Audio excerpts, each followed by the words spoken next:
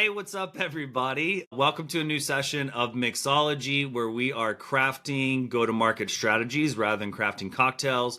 I have the lovely Mandy with me today, who is the master of social selling.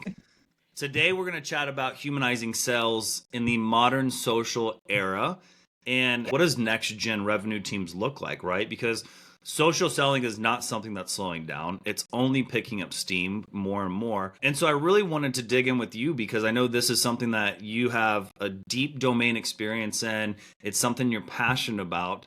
So just kind of tell us a little bit real quick about your background and how it got you into the love of social selling and how you're helping organizations today solve this problem. Yeah, so I am a marketer. Well, I should say saleswoman turned marketer turned social seller, right? So out of college, went into sales, then discovered the glorious World Wide Web way back in like 2007 and how you could make money from the internet, became obsessed with figuring out how to make money online, did the affiliate marketing thing, then started my own agency from scratch back in 2010. And then fast forward, I was helping other agencies grow their businesses. And I started telling them I was using LinkedIn. Mind you, this was back in like 2016. Okay.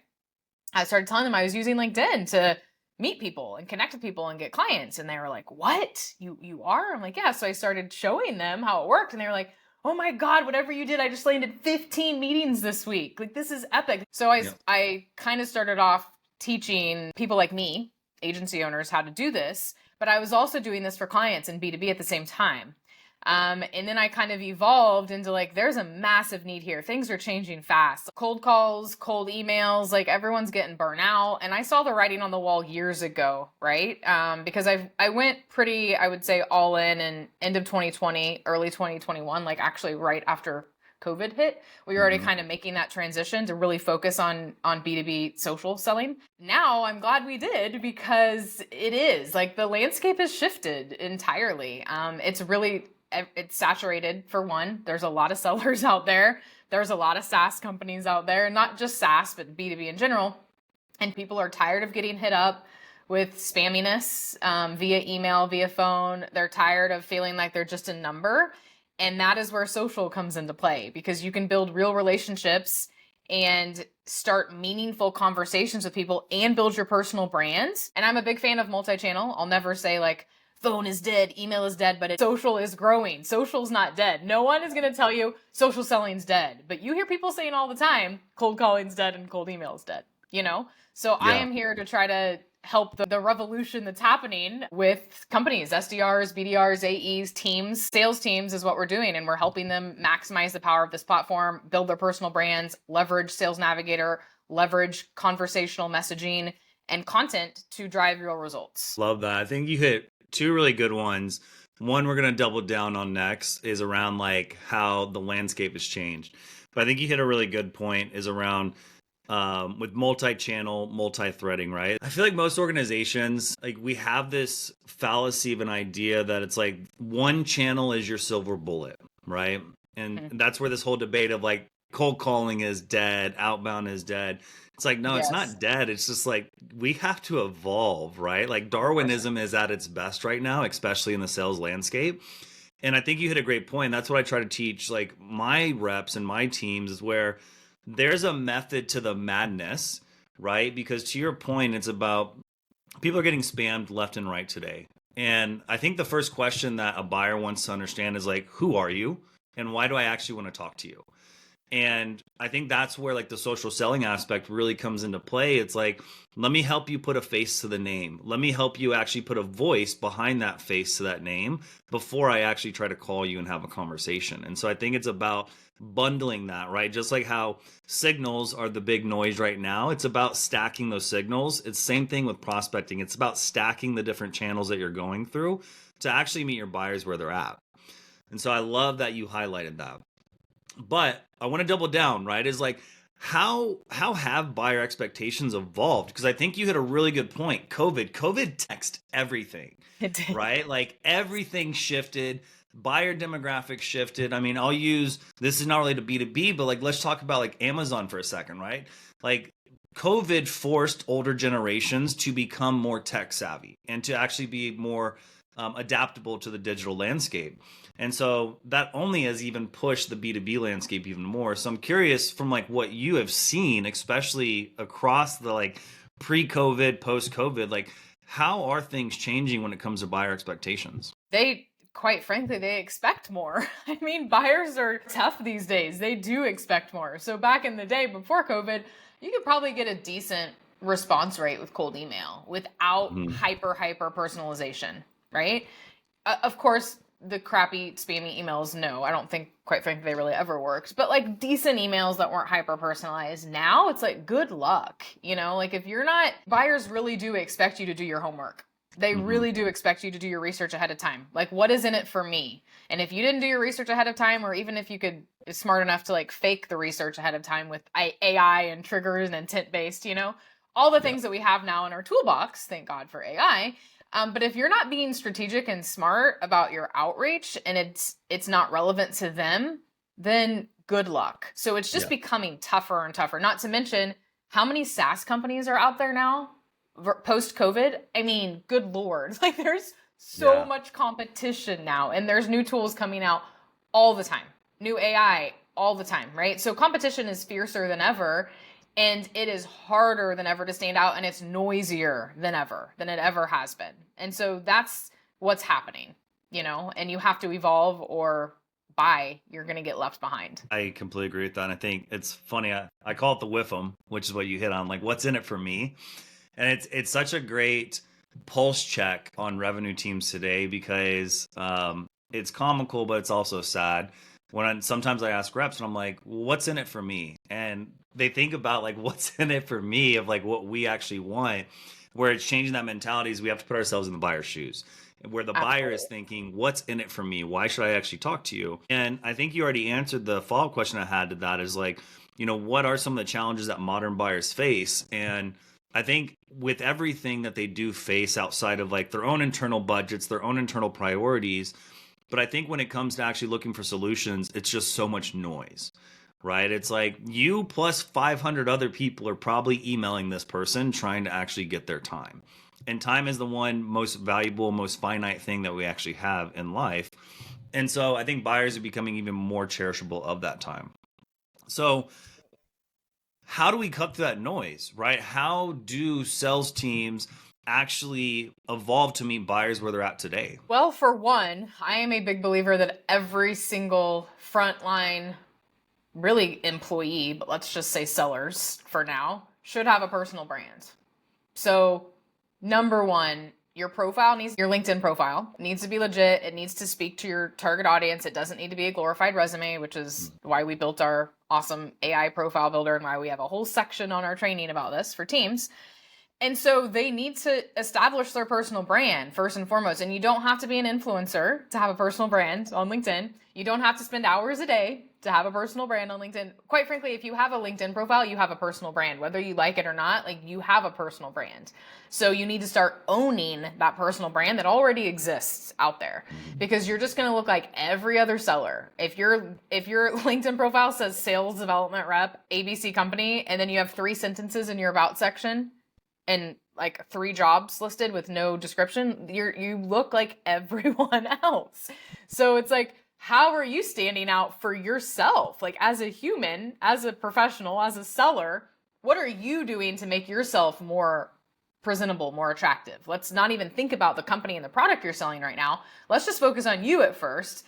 Then we get into, okay, how do we talk to our customers? How do we make our profile a mini sales page where it shows how they help people get from point A to point B, right? It's not just like all about me and this is how great I am.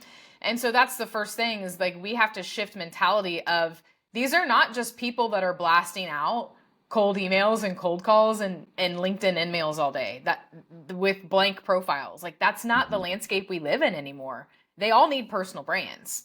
And that's a step that honestly, Heath, 90% of companies are missing right now. Yeah. It's like if you go and look at any SaaS company, you go and pull up the SDR, BDRs, and AEs, let's just say their whole sales staff, it's rare that you find anyone doing much of anything on. I think you hit a good one too, right? Because even I think like it's take it to the next level because you might even see some SDRs or AEs that are just reposting what their company is posting. And again, Hmm. it's like, are you really building your own brand? So I'm curious. I want to pick your brain on this one because my wife loves to make fun of me. I'm pretty sure maybe you have as well because in my tagline I have like Jimmy Neutron of go to market. It stands out though. I can't tell you It how many does. times like it's actually worked for me to like separate myself from the rest of the noise. Maybe it's not the right one. That's not what my question is. But my question is how do you help people actually like connect the authenticity of themselves, right? Because I think that's the other Mhm. challenge and maybe what people are scared about is do I be too professional? Am I over professional? Do I use the buzzwords? Like, in my view, is like be yourself, be you, because that's how we actually like kind of bring the humanization of social selling. But I'm not the expert here, so I'm curious what your thoughts are and how you actually help people do that. Yeah, so it's different when we're talking about frontline sellers and executives, right? Great So point. most of the sellers, they don't care about being a LinkedIn thought leader. Thought leadership for most of them is not something that they really care about, right? Maybe 20% of them, maybe, is, and I'm not saying they don't want to build their personal brand. That's not what I'm saying.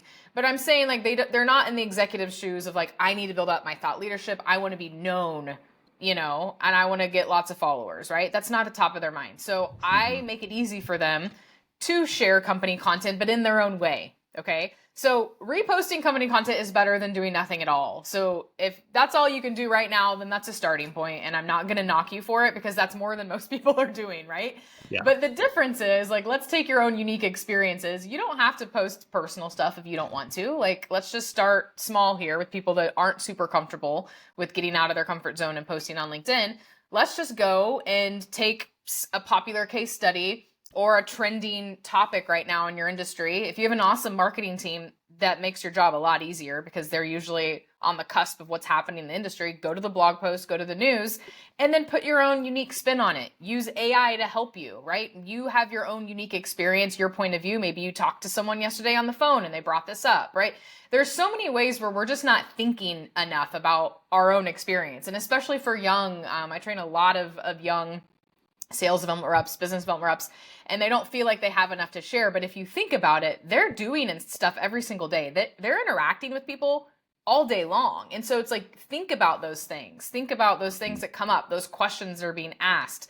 What are industry trends that are happening? What are you seeing? Like, you don't have to be a 25-year veteran, with all this experience to start posting decent content on LinkedIn, but people are just too in their heads, and they overthink it. And so I'm always like, start with your marketing team's content that is already there and put your own unique spin on it and post it. Go and screenshot something from the blog. Take a video from your guys' YouTube channel, right? Like, all of that content already exists. I'm not asking you to spend 3 hours on Monday coming up with your own thought leadership posts. Like, if you want to do that, that's great, but like, we don't have to start there, There's plenty of content out there.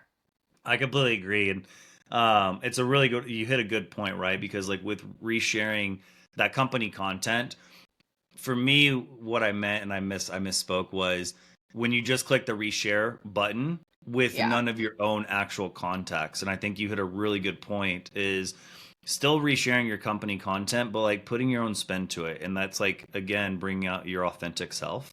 And so I think that's a great point. And we're gonna touch on this towards the end around like the imposter syndrome, right? Because it's something I personally deal with. I still deal with it every single day where it's like, do I really know that much to be able to share about it?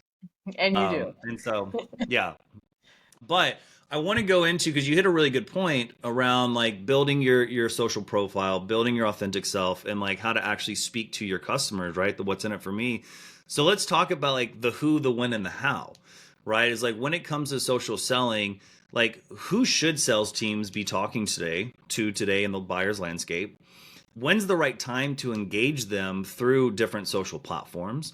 And how should they actually approach and engage buyers to build that trust and build that value through social selling? So I love connecting with multiple people at the organizations, right? And there's a lot of talk right now on LinkedIn if you follow any of the sales queens and kings of LinkedIn, a lot of them are talking about start small, like start lower level management, right? Let's just say you're targeting, let's say CMOs are your target audience, right? Let's say you have a marketing software and you're trying to get in front of CMOs.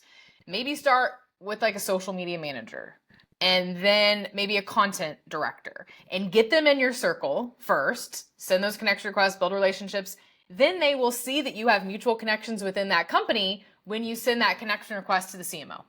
Right? They're going to be way more likely to accept your connection request when they're like, oh shoot, they're already connected to 5 people at my company, all in my department. Something must be going on here because they are known in my company. Then there's like a very, very high probability that they're going to accept your connection request, especially if you are engaging with their content. If that CMO happens to be posting content, the challenge of when I train teams is, a lot of times these people are just not super active, so you have to get creative with what I just said. You have to be connecting with those different job titles at different layers. It's not just like, let's go hard for the decision makers right out of the gate.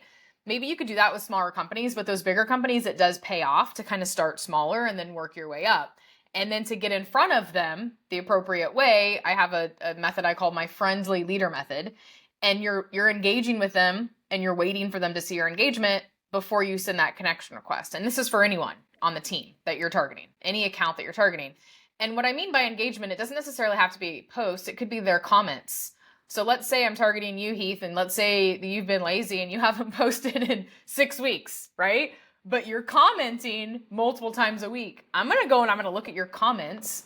And if they're legit comments, not just like congratulations or great post, then I'm going to maybe like one of your comments, and then I'm going to use that comment when I reach out to you. I'm going to wait a little bit till you see that. You're going to see me on your profile. Then you're going to see that I liked your comment. Maybe I responded to your comment. I'm not going to be weird about it though and push it. If not, I'll just give it a like. Then I'll mention that when I reach out to you. So it's having, and you mentioned this earlier, right? It's like having those people know you before you actually reach out. And the more people you can get on your side from an organization, the better off you're going to be, because as you know, it takes multiple decision makers to get anywhere, really, especially in the bigger orgs, and it depends on how long your sales cycle is too and what you're selling. Enterprise versus, mid-market, SMB, like it all varies. But regardless of what you're selling and what size company you're going after, what I just said works like a charm every single time. You hit a good one, and I couldn't agree more. And I talk about it from above the power line and below the power line. Right. Yeah. And I think both of those are critical when it comes to selling, because I think one below the power line is where you can actually get the nitty gritty, right? You can actually understand what are the problems that are preventing the actual users of your potential software, what's actually preventing them from being successful today. And then that also gives you the leverage you need when you actually go above the power line. Because, I mean, look, if you approach me, I care about strategy. I care about, is this going to help us save time, make money, or save money, right? One of those 3. But if you take that same approach below the power line to that manager or to even that like individual contributor, that AE SDR, it's just going to go right over their head. They're not going to respond to you. And so I think you hit a really good point, is as important as it is to go across the entire, let's just say like the decision dynamics, right? It's also important for every person that's listening to this is like, understand exactly what their pain points are. So I call it the PBG pyramid, which is the pain, benefits, and gains. What's the pain they're experiencing? What benefits does your software provide to solve that pain? And then what do they actually gain from those benefits? And that gain can be more pipeline, more revenue, whatever it might be. But I think you hit a really good point, is like that is as important as the people that you're engaging, because you want to make sure that you're actually like relevant when you're actually having that conversation. 100%. It's a really good point. And I'm glad you mentioned too, like the end users, because you could use that in your outreach to the decision makers. Hey, I was talking to Susie Smith, your social media content manager, about her struggles with, keeping up with TikTok trends, as a random example, right? And we were talking and blah, blah, blah. And then you say that to her boss, and they're going to be like, oh, they actually talked to someone on my team about this. There's a really good chance that they're going to respond versus if you just blanket send them the same message you're sending every other, CMO or VP of content or whatever it is. So I like how you mentioned that too. I actually we just brought on a new tool to our tech stack. And it was probably one of the first times in a while that this rep proactively addressed me like, hey, I already talked to your SDR manager, and this is like some of the pain points they're solving. I'm meeting with them on Monday to talk about how this can help solve that problem. hey, I've already talked to this person. And for me, I was just like, that's such a relief because I have 100 different things going on in my life that you Mhm. just removed the point of me having to go and actually talk to my team to be like, is this something that we actually need to take a look at? Exactly. So you hit a really, really good point there. I love that. And I think I'm gonna bring it full circle for 1 second because if anybody that listens to this doesn't take anything else away, I think like what we just talked about right now is it's so critical to combat the cold calling's dead, outbound is dead, right? And this is where we're kind of creating that warm outbound calling, because your point is, if I know that somebody, let's say it's the decision maker, let's say I don't even go below the power line because let's be honest, most of us don't. But if I see that that VP of sales is commenting or liking something that is about sales efficiency problems or that is about pipeline problems, and if I actually know that and I cold call them, I'm not cold calling them just like, hey, Mandy, like, do you mind if I have a couple seconds of your time? Now I'm coming in and it's like, hey, Mandy, it's Heath. I noticed that you were engaging with this on LinkedIn. I'm curious, like, what are your thoughts? Totally different approach. And there's probably a 99% chance that that person actually is going to be a little more receptive to that initial phone call out the gate. Especially if you've commented or liked on anything that they've commented on or posted, Exactly. then they're Right. going to Because see then that. again, No, I'm going to say they're going to see that. You wait a couple days, 3 days, after you do that and you pick up the phone, likely they will have seen you engage. yeah. And then they'll be like, oh, yeah, it'll spark something. Because let's get real. Most of these decision makers, they don't have hundreds and thousands of followers and thousands of likes and comments, Yeah. Like, we're not targeting, and I say we, like, because we're kind of all of us are kind of in the same bucket. Like, the majority of us as sellers, and I am a seller, right? The majority of us as sellers, we're not going after influencers with 100,000 followers on LinkedIn that get 2,000 likes per post. They're going to notice you, right? So these people aren't getting, with very few exceptions, right? But most of these people are not getting loads and loads and loads of engagement on their posts. So when you engage with them, they will notice, especially if it's meaningful and not just fake engagement. And what I mean by fake engagement is you're just like ticking a box to try to do it, Completely agree with that. Okay, so I want to, because we're almost at time, so I want to make sure we focus on giving some actionable items to our listeners and our viewers. What are the key steps that you would recommend to an organization to like actually start adopting social selling effectively, right? Because I think me and you talked about this offline, was like it actually starts from the top down. And so, how do we create this in an organization where if I'm coming to you today and I'm like, I have no idea how to actually do this, it sounds great, but how do I do it? First, it's mindset. We have to have the buy-in from leadership, period. Even if they don't know what to do, they need to know in their heart of hearts that this is the way of the future of selling and that this is important and it's not going away anytime soon. And if they don't believe that, then how do you expect your team to buy into it?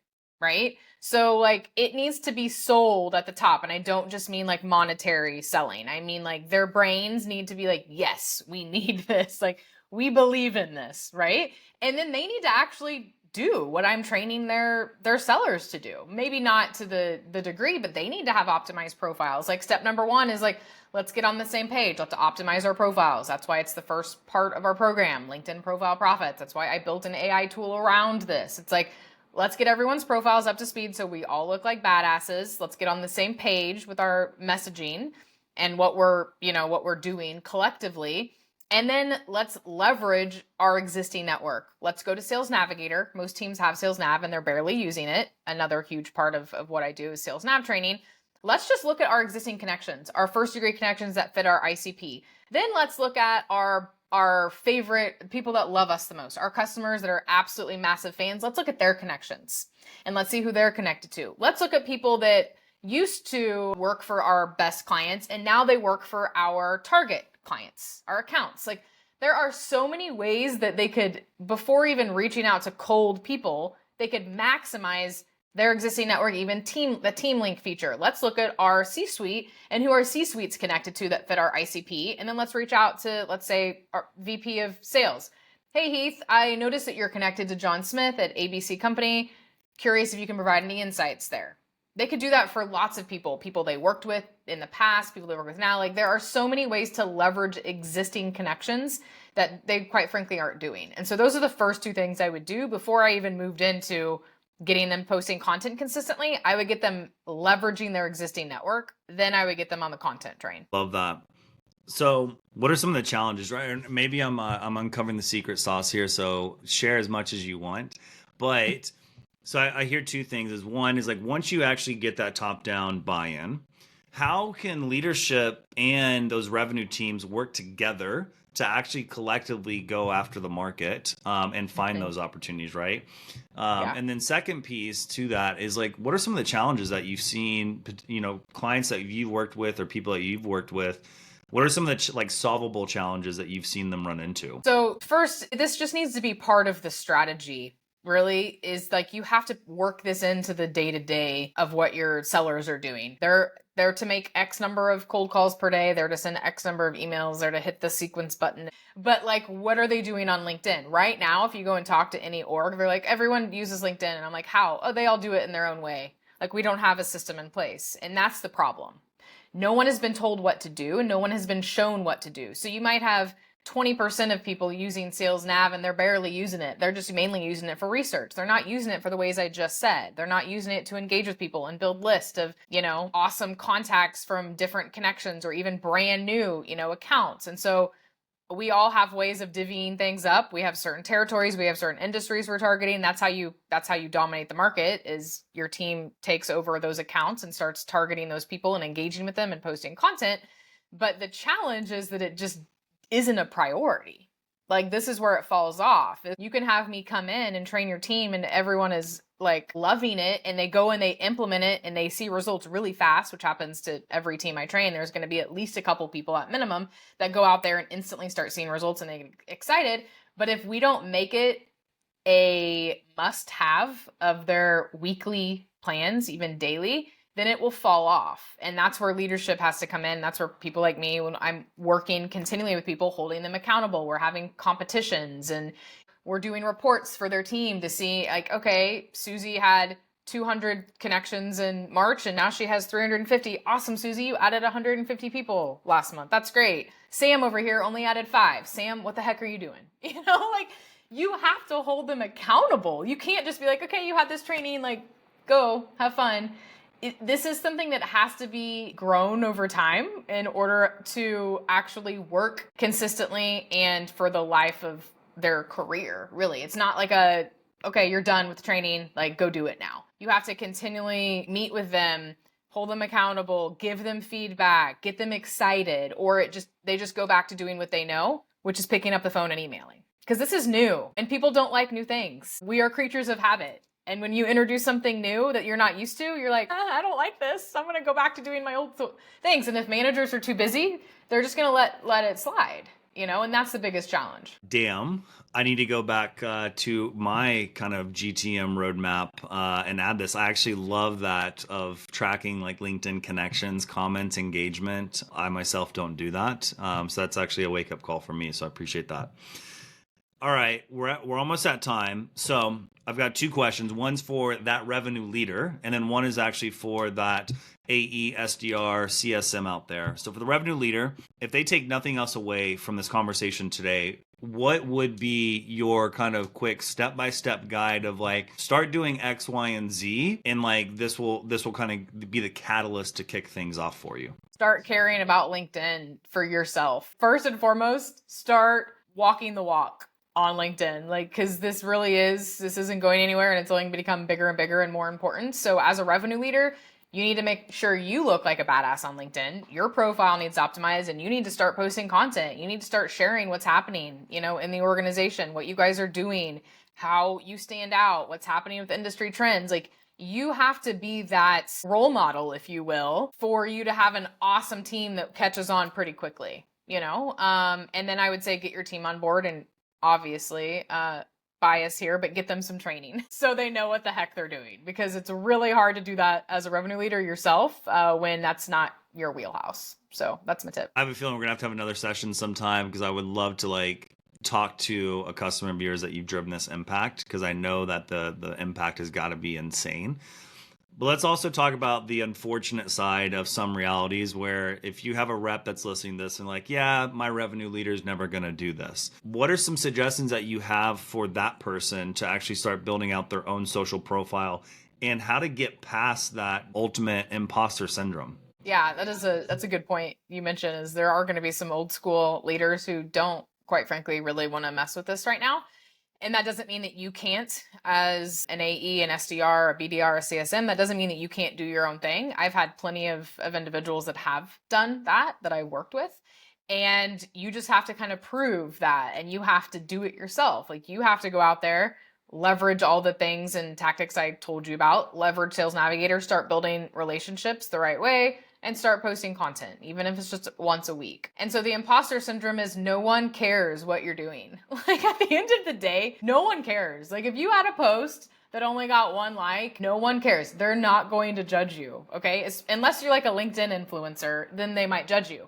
But we aren't, right? And I'm not me. I'm saying like when I'm talking here with SDRs, BDRs, AEs, most of them are not. They're not LinkedIn influencers. So it doesn't matter. People don't judge you. They don't care. So start posting consistently. It will stick and it will work. It just takes time. And so you just have to get out of your head and you have to realize that no one is judging you if you get 1 like on a post. Just keep posting. Keep being consistent. And the biggest thing is like, this is all about relationship building. It's not just about posting content. Like we are not driving revenue on LinkedIn because we're posting great content. Okay, that helps.